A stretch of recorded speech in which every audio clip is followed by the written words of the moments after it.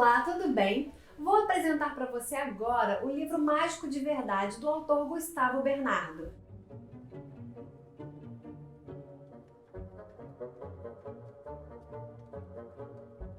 É uma história envolvente e imaginativa, repleta de recursos criativos e de informação passada de forma leve e divertida. Uma prazerosa leitura que trata do inesperado. Em um concurso de ilusionismo de um programa de domingo, eis que um mágico de verdade aparece e deixa fortes lições a cada apresentação. Bateu curiosidade por aí? Então vamos juntos, que há muito para desvendar nessa fascinante novela.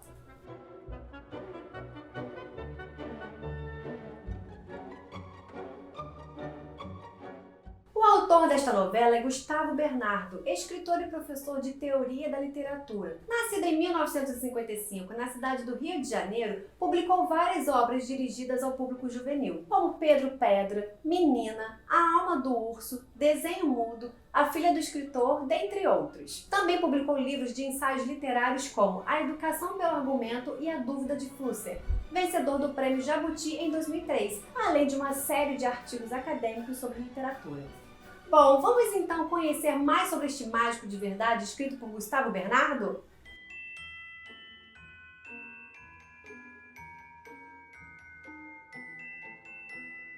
O livro Mágico de Verdade trata de um concurso de mágica muito incomum, que propõe uma disputa entre um único mágico e o público, promovido por um programa de auditório, o programa de domingo.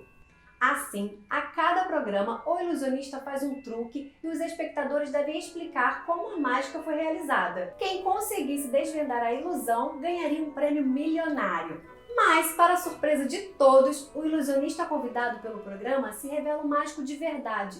Suas mágicas são reais. Mais que isso, trazem lições perturbadoras. A cada domingo, o mágico de verdade aparece sob uma forma diferente, estarrecendo o apresentador e os telespectadores. Sem que ninguém consiga descobrir seus truques, o programa acaba atraindo a mídia do mundo inteiro, que fica desconcertada com a existência de um mágico de verdade. Não é incrível? Calma que tem mais!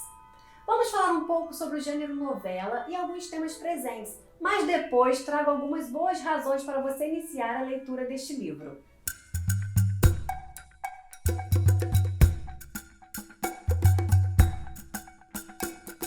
O Mágico de Verdade se enquadra em um gênero literário conhecido como novela.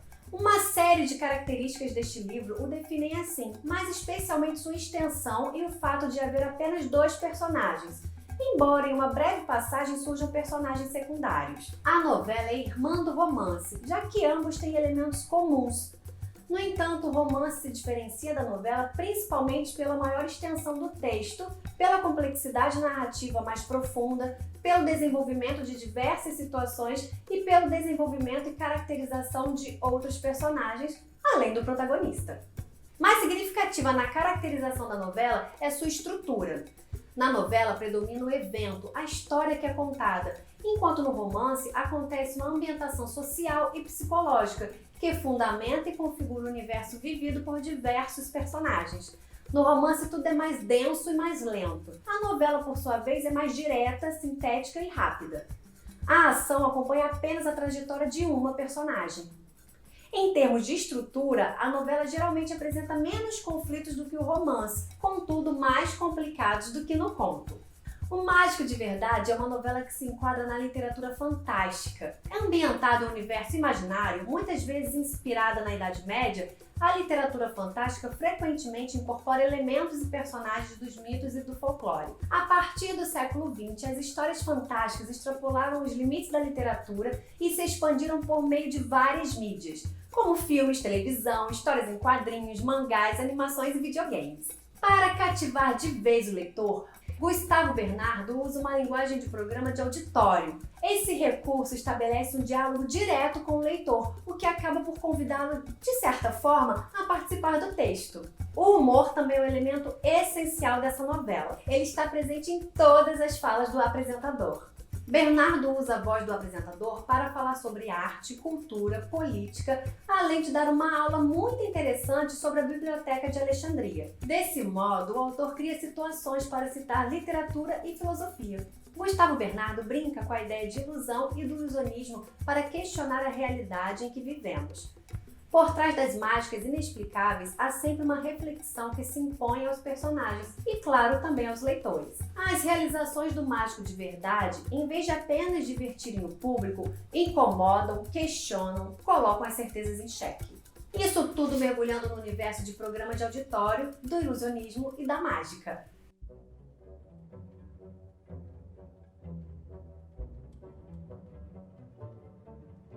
Lançada em 2006, a novela O Mágico de Verdade, de Gustavo Bernardo, problematiza a ficção literária em tempos de massificação midiática, colocando-se no centro de diálogos com a sociologia e com a antropologia.